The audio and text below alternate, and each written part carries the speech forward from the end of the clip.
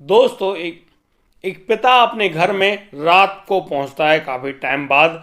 और वह बहुत ज़्यादा शराब पिए हुए होता है। वह शराब पीने के बाद जब अपने घर पहुंचता है तो वह जोर से चिल्लाता है और खाना मांगता है। दोस्तों इतने में ही एक 16 साल की उसकी जो बेटी है वह उसके लिए खाना लेकर आती है। लेकिन दोस्तों उस नशे में उस व्यक्ति को यह पता नहीं चलता है कि यह उसकी बेटी है या उसकी पत्नी है। और दोस्तों इतने में ही वह अपनी बेटी को जबरदस्ती खींचकर बेड पर गिरा देता है। उसके बाद होता है एक भयानक कांड जिसको जानकर आप लोग खुद हैरान रह जाएंगे कि एक पिता अपने बच्चों के साथ भी इतना बुरा कर सकता है। फिर उसके बाद जब यह खबर उसकी पत्नी को चलती है तो उसकी पत्नी उठाती है एक इतना ठोस कदम जिसे जानकर आप बिल्कुल ही हैरान रह जाने वाले हैं। दोस्तों आइए जानते हैं पूरी घटना में क्या क्या हुआ है। नमस्कार, आदाब, सत श्री अकाल दोस्तों, स्वागत है आपका हमारे YouTube चैनल किस्से क्राइम के। और दोस्तों आगे बढ़ने से पूर्व मेरी आपसे छोटी सी गुजारिश, हमारे चैनल को सब्सक्राइब और नोटिफिकेशन बेल को दबाना बिल्कुल ना भूलें। दोस्तों आज का बेहद ही हैरान कर देने वाला मामला सामने आया है गुरुग्राम हरियाणा से। गुरुग्राम में एक व्यक्ति रहता है जिसका नाम राजेश है। राजेश जो कि इलेक्ट्रिशियन का काम किया करता है। राजेश अपने काम में काफ़ी ज़्यादा मशहूर है। दोस्तों उसी मशहूर होने के वजह से उसके पास बहुत सारा काम होता रहता है। उसके घर में उसकी एक खूबसूरत पत्नी और दो बेटियां हैं। एक बेटी जिसकी उम्र करीब 16 साल है और दूसरी बेटी जिसकी उम्र करीब 12 साल है। वो दोनों बच्चियां अपने आराम से घर में अपनी माँ के साथ जीवन काटती हैं। लेकिन वह राजेश जिसकी मार्केट में अच्छी दुकान है वहाँ पर वह अच्छा खासा पैसा कमा रहा होता है। दोस्तों उसके पैसे के साथ बहुत से दोस्त ऐसे हैं जो हर रात उसके साथ काफ़ी लंबे समय तक बैठे रहते हैं और उसके साथ शराब वगैरह पिया करते हैं। दोस्तों यह तारीख होती है 12 नवंबर की। 12 नवंबर की रात को काफ़ी टाइम हो जाता है। राजेश की पत्नी घर से फ़ोन करती है और राजेश को घर बुलाने के लिए कहती है। लेकिन राजेश उल्टा अपनी पत्नी को डांट देता है, उसको बुरा भला कहते हुए बहुत सारी गालियां सुना देता है। इसी बात को लेकर राजेश की पत्नी बहुत ज़्यादा नाराज़ हो जाती है और अपने अंदर बने हुए कमरे में जाकर अपने बच्चों के साथ सो जाती है। दोस्तों करीब 1 घंटे बाद राजेश करीब 11 बजे अपने घर लौटता है। वह जब घर लौटता है तो वह गिरता पड़ता हुआ आता है क्योंकि उसको बहुत ज़्यादा नशा हो रहा था। उस नशे की वजह से राजेश लगातार अलग और बहकी बहकी बातें कर रहा था। अब वह जैसे ही घर में आया है वह बैठक में बैठ जाता है और ज़ोर से चिल्लाता है और कहता है कि भाई उसके लिए खाना लेकर आओ, उसको बहुत तेज़ भूख लगी हुई है। दोस्तों यहाँ पर राजेश की पत्नी तो खड़ी नहीं होती है, वह अपनी बड़ी बेटी सोनिया को भेजती है कि जा अपने पिता को रोटी दे कर आ। और दोस्तों सोनिया अब खड़ी होती है, अपने पिता के लिए बर्तनों में खाना घालती है और उसको ले जाकर पहुंचा देती है अपने पिता के पास। लेकिन दोस्तों राजेश की हालत तो बहुत ही ज़्यादा खराब हो रही होती है, यानी कि वह नशे में इतना चूर था कि उसको बिल्कुल भी एहसास नहीं होता है कि यह खाना लाने वाली उसकी बेटी है कि उसकी पत्नी है। दोस्तों राजेश अब अपने आप को संभालते हुए खड़ा होता है और उस थाली को लेते हुए नीचे मेज पर रख देता है।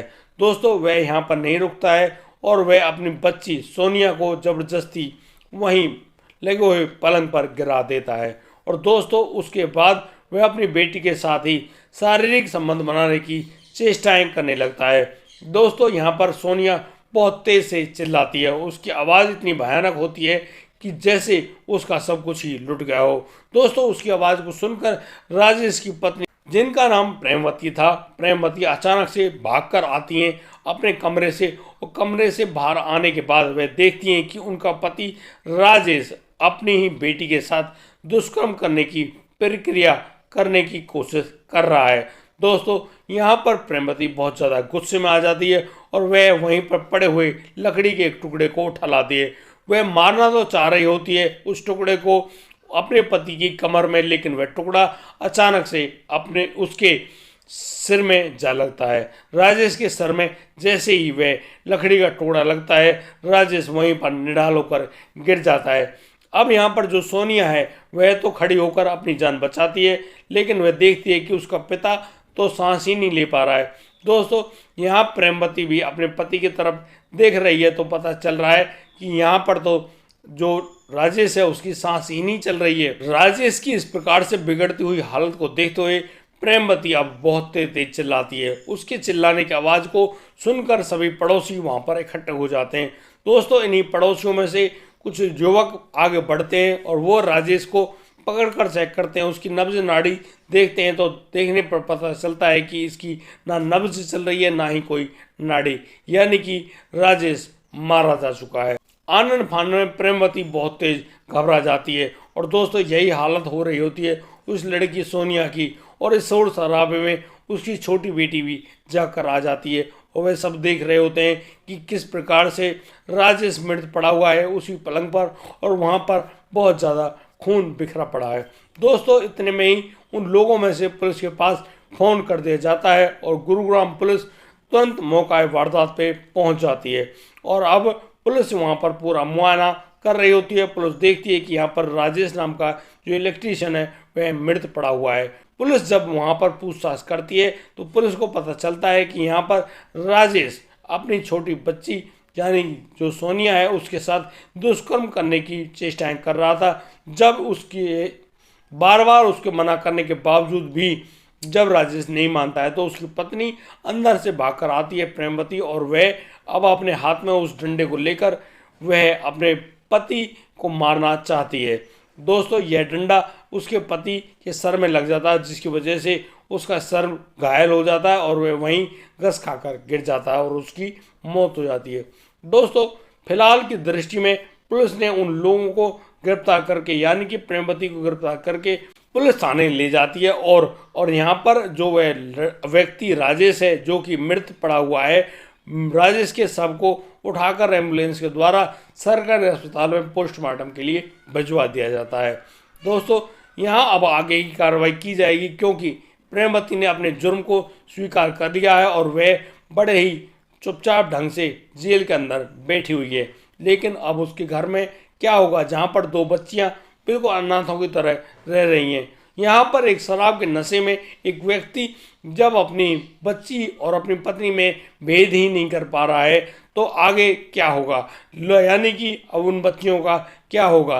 राजेश तो अब इस दुनिया में नहीं रहा, लेकिन यहाँ पर अब उसकी पत्नी प्रेमवती भी जेल के अंदर चली जाएगी। आखिर अब उनके परिवार का परिचालन कैसे होगा। दोस्तों, शराब के द्वारा खड़े किए गए इस प्रकार की मुसीबतें ये किसी के साथ भी हो सकती हैं। इस प्रकार के सेवन को कभी भी ना किया करें। और दोस्तों, यदि आपको मजबूरीवश ऐसा करना भी पड़ रहा है तो इसके दोषी भी आप ही हैं, क्योंकि यह आपके मन में कहीं ना कहीं होगा कि इसको पीने से कुछ भी नहीं होता, जबकि शराब पीने के इतने भयानक कांड हो रखे हैं जिनके बारे में ठीक ढंग से समझ पाना बहुत ही मुश्किल है। आज की घटना में सिर्फ इतना ही। अब दीजिए मुझे इजाज़त, मिलता हूँ कल, लाता हूँ एक और नया अनोखा मामला। तब तक के लिए आप बढ़िया रहें, बेहतरीन रहें, अपना और अपने परिवार का बखूबी ख्याल रखते रहें। जय हिंद, जय भारत।